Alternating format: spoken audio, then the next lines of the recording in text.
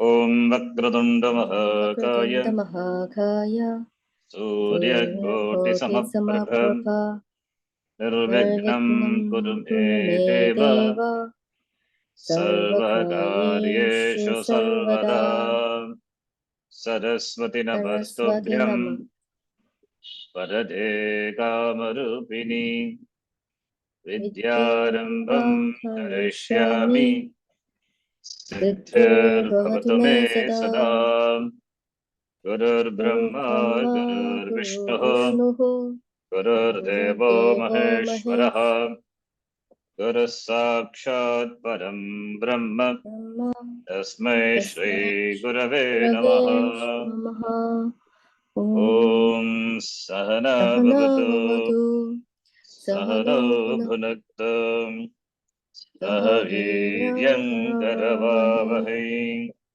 Tejasvinavadhetamastu ma vidvishavahai Om Shanti Shanti Shanti Om Shri Paramatmane Namaha Om Shri Paramatmane Namaha. Atha Tritiyodhyayah Atha Tritiyodhyayah. Shri Bhagavanuvacha Shri Bhagavanuvacha.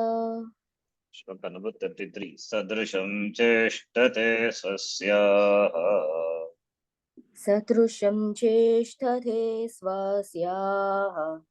Prakritirjnanavanapi Prakritirjnanavanapi. Prakritim yanti bhutani Prakritim yanti bhutani. Nigraha kim karishyati Nigraha kim karishyati. Indriyasyendriyasyarthe Indrayasyendriyasyarthe. Ragadvesho vyavastito Ragadvesho vyavastito. Tayor navashamagachet Tayo navashamagachet. Tau yasya paripantino Tau hyasya paripantino. After that we have seen Ragadvesho vyavastito indriyasya indriyasya arte. Therefore, don't come under the spell of Ragadvesha. Prakriti cannot be changed. But Ragadvesha, but the Ragadvesha which through which the Prakriti manifests, Ragadvesha can be brought under one's control. So Ragadveshas can be managed. Whereas Prakriti, the thoughts which occurring in the mind, the Swabhava, Prakriti is Swabhava, the nature of the person, or Prakriti can be, thoughts also Prakriti. Because thoughts by nature, it comes. We don't decide the thoughts. Therefore, it's a good translation. Prakriti can be converted as thoughts also, can be translated as thoughts. So Prakriti, four thoughts we don't have, say, but what about Ragadvesha? We have. Therefore, over Ragadvesha only, you have control. Therefore, Tayoho Vasham na agache. Iti Upadesha given. Then the next topic is, therefore, he says, without worrying what happens in the mind, whatever thought comes in the mind, not submitting yourself to the thoughts, not identifying with the thoughts, not acting or not acting to the according to your thoughts, not influenced by the raga dvesha, not impelled by raga dvesha, which are the expressions of your thoughts. So therefore, do what is to be done. Doing what is to be done, Do what is to be done, kartavyam kuru, and refrain from what should not be done. So ultimately it is saying is karma yoga. So that is said here. Suppose if I don't do what is to be done, instead I do, but not what I'm supposed to do. I do that which others or someone is supposed to do at the expense of what I'm supposed to do. Then what is that? It's called paradharma. I do paradharma, but not swadharma. That is also not proper. Paradharma is taking up the dharma, taking up the karma of the others. That is being a grihastha. If a grihastha adopts the dharma of a sannyas, then it's a problem. As a grihastha is supposed to do what is ashrama enjoins. What is ashrama? That grihastha ashrama. Varna and grihastha ashrama enjoins, that is what he's supposed to do. Grihastha cannot imitate the life of a sannyasi. That is not proper. Then that house will not be a house. That the grihastha cannot live peacefully, and not only none of the people in the house can really live peacefully. Similarly, a sannyasi also cannot adopt the lifestyle of a grihastha. That is upset. So whatever dharma, the karma which one is supposed to do in keeping with this varna and ashrama. Varna meaning Brahmana, Kshatriya, Vaishya, Shudra. This four varna. It is not caste-based division. It is guna-based division. It is karma-based division. Similarly, in keeping with the ashrama, brahmacharya, grihastha, vanaprastha, sannyasa. So whatever one is supposed to do should be done by that person. That is karma yoga. That should be done. Why this advice is given here? Because Arjuna wants to take up the sannyasa. So will that sannyasa help him? No. If he is not ready, it will not help him.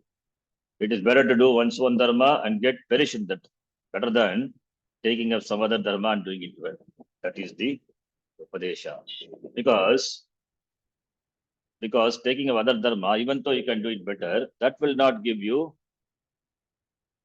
shreyas. That will not give you moksha. That will not free you from samsara. Even the karma what you are supposed to do, keeping with the varna and ashrama, if you don't like it, still it has to be done. Even if you die in doing that, it has to be done, because that is conducive for your well-being. It is conducive for your well-being. That is conducive for your moksha. That is the idea. So, therefore, the next shloka begins. Let's read. Swadharme, sorry, Mother Krishna said, Sheyan Swadharmo Vigunaha. Shreyan svatamo vigunaha. Paradharmat Svanushtitad. Paradharmat svanushtitad. Swadharme Nidhanam Shreyaha. Swadharme nidanam shreyaha. Paradharmo Bhayavaha. Paradharmo bhayavanaha. Paradharmo bhayavaha. So Anushtitad, well performed.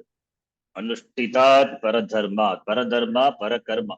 That is dharma, the achara, the karma, the action of the other. Other means other ashrama. Other varna, other ashrama. Compared to that, that's why Panchami. Compared to the well-performed action, compared to the action which are well-performed, the actions of the other ashrama which are well-performed, even though one's swadharma is vigunaha, it is guna ragitaha, vigunaha, even once the swadharma, if it is performed imperfectly, improperly, that is better. So Shreyan, it is better to die in doing one's dharma, following doing one's karma. Swadarme nidanam. Nidanam is death, the end. Swadarme nidanam shreyaha. Death is better in following one's dharma.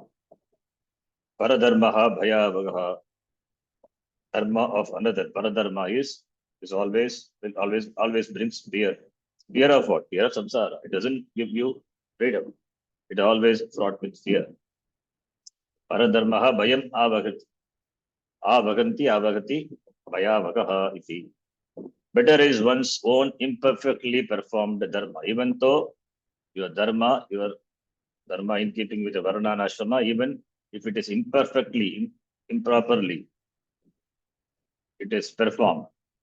That is better than doing the dharma of another varna, another ashrama. Death in one's own dharma is better. Swadarme nidanam shreya. Even doing one's dharma if one dies. Even by doing one's dharma if one dies, that is better than doing other karma, because other dharma brings fear.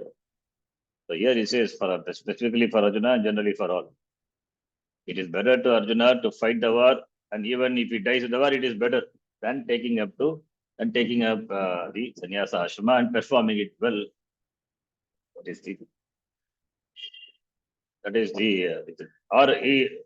instead of taking sannyasa ashrama, is in this ashrama, staying in this ashrama itself, if he takes up the dharma of sannyasa, that is problem, that is dangerous, that is fraught with fear. So, therefore, Swadarme nidanam shreyaha. We have seen that with reference to objects, Shabda, Sparsha, Rupa, Rasa, Gandha. Certain objects are looked upon as desirable. That is because of raga. Others are not, undesirable. Dvesha. So dveshas are there with regard to every sense objects. Indriyasya arte. These likes and dislikes arise in your mind. Do you have any say over it? No. It is already formed. It is because of a past samskara. So these likes and dislikes arise in your mind in the form of various types of bonds for which you are not responsible. At least now I am not responsible. Previously, maybe I would have deliberately entertained those thoughts, but not now. So therefore, I am not, no, you are not responsible. It is here that Shastra comes in. Wherever there is doership and enjoyership centered on free will, wherever free will has access, yes, Shastra has its sphere of influence. So, where free will is there only the injunction of the Shastra comes. Where free will is not there, Shastra doesn't give any order, any commandments. There are no commandments of the Shastra with regard to those things where with free will has no access. So Shastram doesn't say, don't entertain this thought. I mean, thoughts come, you cannot do it. Don't work on the thought if it is not proper. That alone the Shastram says. Don't work on the thought. Don't work on the thought. Don't put the thought into action. That is not proper. That thought which is not proper, don't put that into action. So over that, therefore, Shastram knows over the thoughts you don't have any say. Therefore, with regard to that, Shastra doesn't give any instruction, but with regard to implementing the thoughts putting the thoughts into action, Shastra, where free will is there, that Shastra enjoins. Where free will has access. Shastra has its sphere of influence. Therefore, Shastra deals with dharma and adharma, right and wrong, satya and mithya. All these are dependent on viveka buddhi, vichara, discriminative inquiry for the person who is free.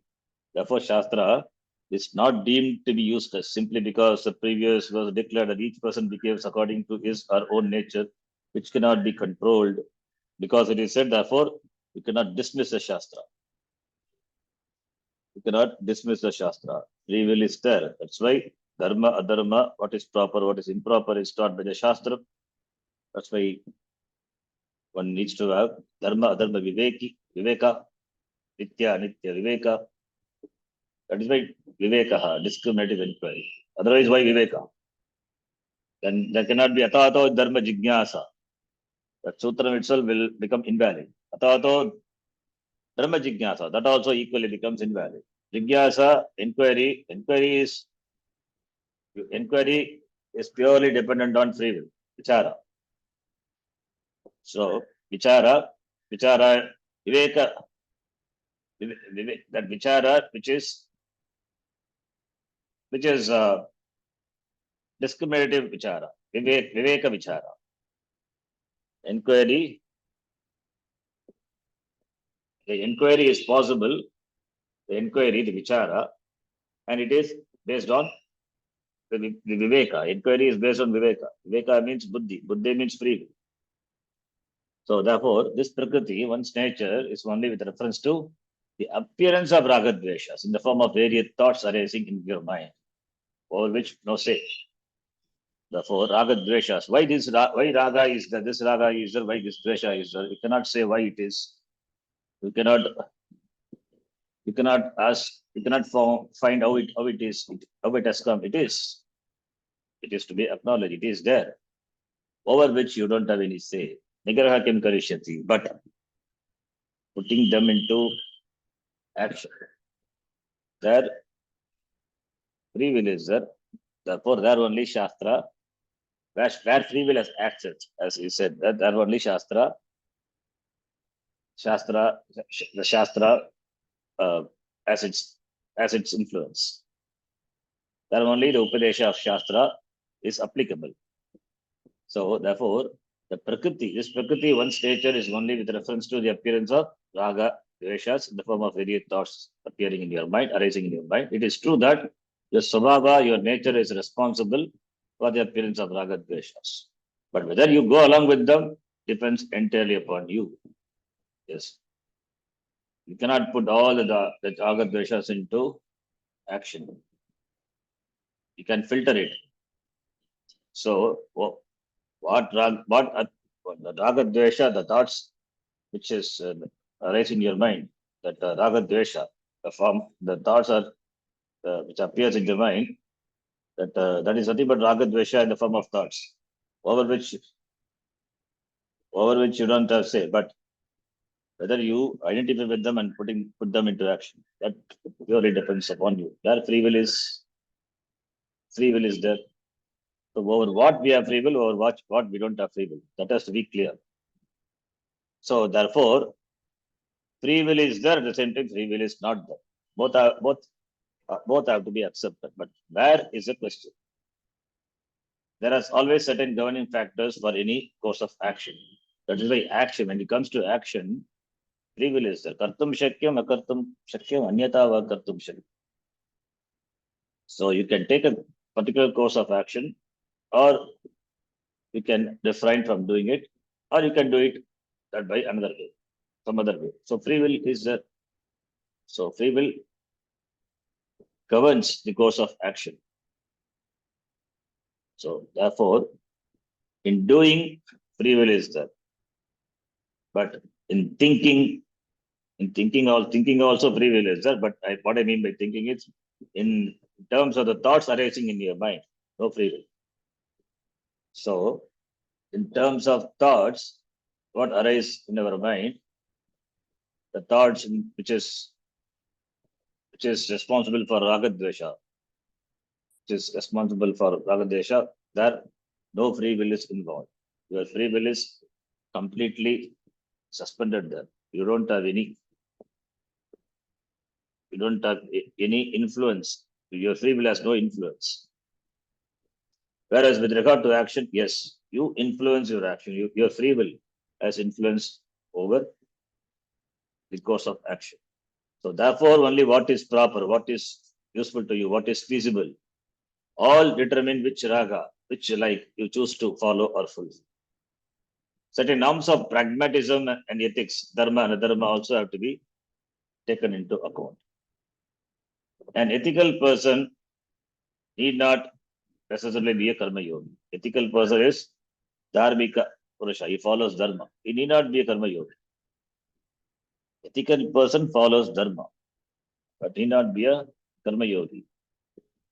May not be interested in karma, may not be interested in moksha.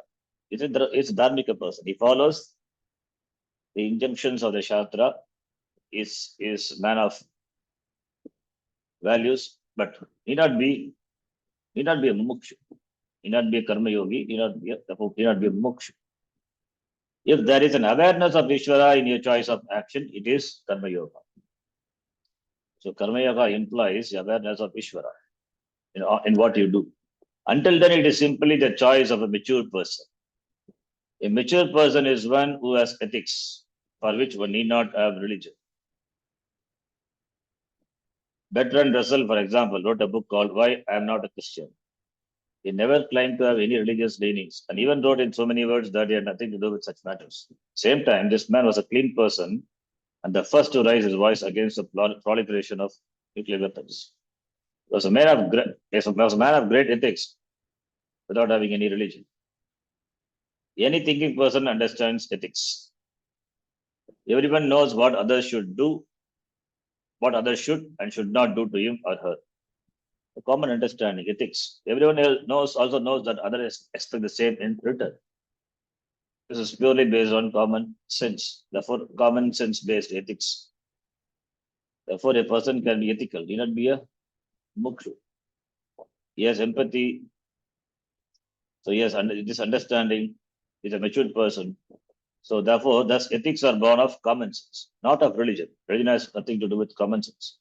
Ethics are born of common sense and can be understood both clearly and assimilated if the person has got a certain degree of maturity. One's own experiences in life and understanding are enough to understand what is proper and what is improper. That religion has nothing to do. Therefore, no one needs religious scriptures or mandates in order to be an ethical person. Tell the truth, follow or do what is to be done. For that, the religion is not required because everyone knows if we don't do what you are supposed to do, then we are depriving others from getting their privilege. Because it's the interdependency is that the society. Therefore, other gets privilege only when you do. Similarly, you get privilege only when others do the dharma. So it's all common sense. Ahimsa is a common sense. Ahimsa, non-hurting. I don't want to be hurt. Similarly, other beings also don't want to get hurt. It is common sense, but only mature people has this common sense. So this common sense, which based ethics, which makes a person an ethical man, a ethical person, a dharmika purusha, follows values, follows dharma. That person may be a dharmika, but need not be a karma yogi. Because it is purely based on common sense. That one need not have the awareness of Ishvara. So karma yoga mumukshu means there is an awareness of Ishvara in what one does. So therefore only religion comes. However, the religious scriptures of the world add something to ethical values. They say that if you perform an improper action, you cannot get away with it. If you will have to pay for it later. This is where the concepts of punya and papa, merit and demerit, come in. According to the karma performed, there is a certain result that comes to you. It is like a ticket you get from a parking violation. It is not going to be as severe as a ticket from a speeding offense. Similarly, according to the karma performed, that's the result, adhishtapalam, punya, and papa, that there is such a result as adhishtapala is additional information gleaned from the shastram. That is known only from the shastram. Punya papa, adhishtapalam. But for merely understanding what is ethical and unethical, religion is not required. Thus, a person can be ethical without being a karma yogi. He or she becomes a karma yogi only when there is an appreciation on the part of the person that Ishvara is a giver of the results of action, karma paradata. A karma yogi is a bhakta, a devotee, who doesn't look upon one's possession as one's own. For such a person, a physical body is given, a mind is given, the world is given, opportunities are given, resources are given, skills are given, time is given, place is given, everything is given. Only when one appreciates the given and also the giver behind the given is the karma yoga. Therefore, karma yoga is appreciation of the giver along with the giver. Given is appreciated means the giver is appreciated. ethically, therefore one can be clean. But this in itself is not karma yoga. All of which has been pointed out. If what is to be done by you at this time and place, and what you want to do happen to occur, then your action is spontaneous. No thinking is required.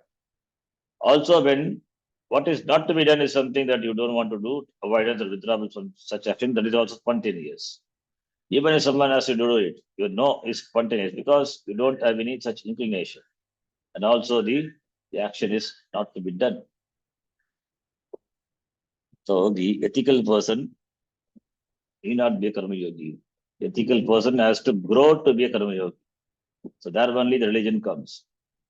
Karma, doing karma, the action has got result, palam in the form of punya and papa, adrishta palam, of course, drishta palam as well. Adrishta palam, if you do what you are not supposed to do, or if you do certain action hurting others, then it invites papa, adharmika karma, not unethical action, brings in papam. Ethical brings in punyam. So ethics based on common sense, but the results of karma, papa, punya, all these requires that the person has to be religious. Because papa and punya, when we say adhishtapala means there is a karma pala data, but drishtapala as well as adhishtapala, there is a karma pala data. So the giver is there. Everything is given. Palam also is given. For a particular action, particular result is given. That particular result is given. That result also depends on so many factors. So therefore, that factor, what factor it involves, that factor we don't know. That factor is only with Bhagavan. Bhagavan only knows. That's why Ishvara. For in keeping with the order, the particular action brings particular result. So therefore, we have to acknowledge there is no other way, karma pala data. Therefore, Ishvara is there. With what is given, action is done. And what is done produces a result. And there is a giver of the result. The giver of the result, the giver gives the result not by whims and fancies, taking into account other so many unknown factors, hidden factors for us. It's all known to him, the Lord. He gives in keeping with our karma, the results. Our past karma also has influence on that. So therefore, karma yogi has awareness of Ishvara. Whereas for ethical person, it is enough that person understand the impact of following the proper action. That is based on common sense. Therefore, the ethical person need not be a karma yogi. But karma yogi has to be ethical. A karma yogi cannot be unethical. An ethical person need not be a karma yogi. He can follow dharma. For him, religion also doesn't matter. But for a karma yogi, for a religious person, ethics are important. If there are no ethics, there is no karma yoga. Therefore, karma yogi has to be necessarily an ethical person. Okay, we'll stop here. What about spontaneous action that we'll see? Let's start. Om Purnamadav Purnamidam Purnat Purnamadachyate Purnasya Purnamadaya Purnameva Vashishyate. Om Shanti Shanti Shanti. Harihi Om Shri Guru Pyo Namaha. Harihi Om. Dhanyavadaha.